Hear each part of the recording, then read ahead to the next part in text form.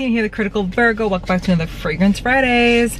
So just an update on where we stand with stats. I know I have a little giveaway going on, and if you don't know about it, I'm gonna put a card to that at the end of this. Don't forget to drop me a line over there and to comment away, because it's not just a random picking. I'm actually marking down how many comments everybody leaves, and it doesn't have to be on just the new videos. You can go back in time, but it's from the 31st on. I'm counting those. So we got 228,592 minutes within the last 365 days. You guys know that I need 240,000 within the last 365. So once I get that, I will pick my two winners, and it's the most active people.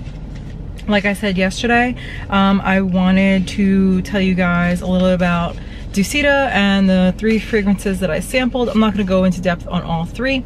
I will tell you about the one that I really enjoyed the most, but I'm just going to mention a little bit about each. So I know Oud Infinity has been talked about a lot. I don't dislike it, but I don't think that it's something that I would wear or I would ever purchase from a wearability standpoint, because I gotta be honest,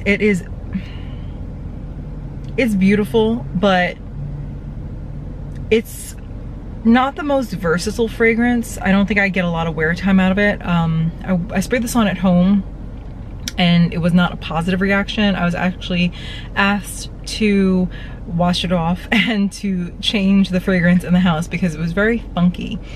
So I decided to give it a go another day, not at home obviously, and it goes very fecal on me, and I think it's just the combination of a lot of civet and the oud. It's very funky. It is beautiful. I can appreciate it.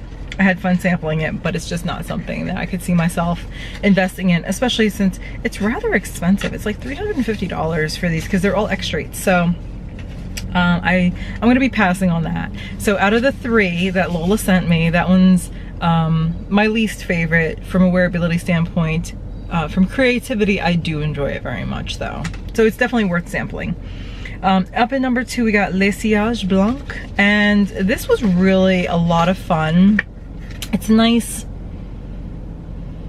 fresh, green fragrance. It makes me think of walking through like a pine forest in the fall after maybe a rain has passed through. It's very green and bright and fresh, and it was very lovely. I did wear this. I've worn all of these at least once for a full day, and they are all very strong. I had no issues with longevity or projection. People definitely notice them. So this one, again, Le Sillage Blanc, very nice. Good for colder weather. And it actually works really well in warm weather, because you guys know that I'm in Florida. And the one that was my favorite out of the 3 is Isara or Isara. I'm not really sure. And this one, I know that it says that there's some like woods in it, but I don't get that. I honestly, this is my second time wearing it. I get a lot of,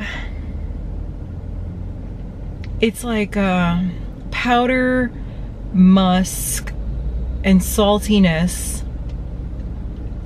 I don't get any woods though. There's a slight bit of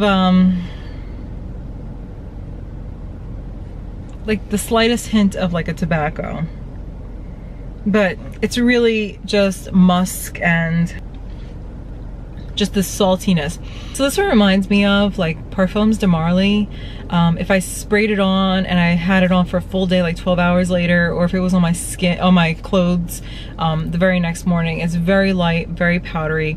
It's not too much. Like Athalia has a tendency to be on that cusp of just too much. This is just straight out of the bottle, very easy to wear, not overly powdery. But again, I don't get the woods. I get like a sweet salty vibe.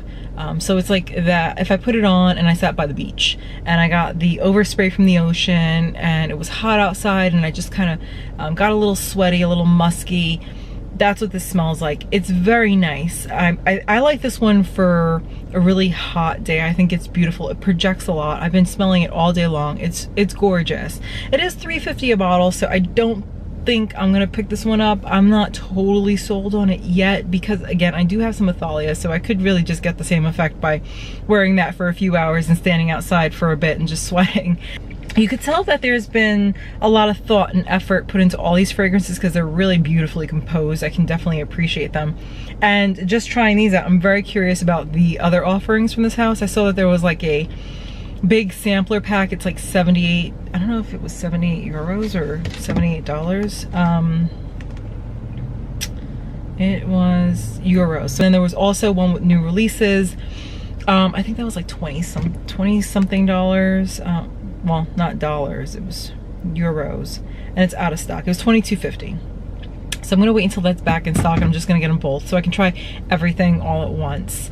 Whatever I don't finish, obviously I'll do another giveaway in the future. It's not gonna be included in this one, unless if I don't get to the 240,000 minutes within the 365 days. Overall, it was really fun sampling through those three.